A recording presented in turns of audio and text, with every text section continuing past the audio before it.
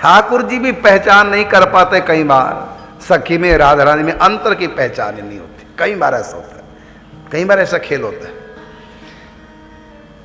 एक बार तो एक सखी राधा रानी का रूप बना करके ठाकुर जी को छलने गई और ठाकुर जी छले गए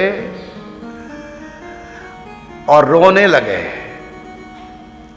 क्योंकि श्री जी रूठ गई। कौन सी श्री जी? जो सखी बनी थी श्री जी रूठ गई। ठाकुर जी ने खूब मनाया, चली गई रूठ करके।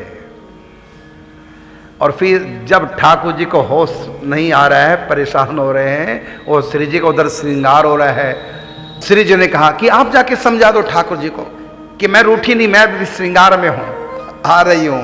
तो ठाकुर जी को बताया, ठाकुर जी को विश्वास नहीं हुआ, सखियो मुझको चल रही हो। श्री जी मुझसे रूठ के चली गई। सखियां खिलखिला के हंसे। जब श्रृंगार हो गया श्री जी जगत तब आई कि देख लो ये श्री जी हैं, कहाँ रूठी हैं। और जो श्री जी बनी सखी फिर उसको भी बुलाया, दो दो सखियां, दो दो श्री जी सामने खड़ी। अब ठाकुर जी से कहा अदला बदली करके बताओ इनमें श्री जी कौन सखी कौन। ठाकुर जी नहीं पहचान पा रहे।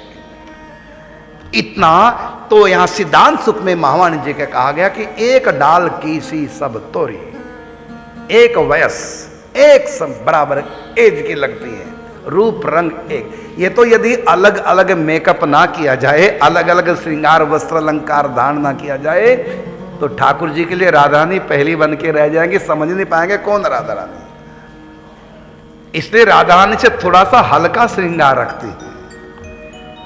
अपनी चंद्रिका भी बिल्कुल छोटी सी बोला सा रखती हैं, बड़ी नहीं। यदि श्री जी जैसा श्रृंगार धारण कर ले तो ठाकुर जी भी पहचान नहीं सकते।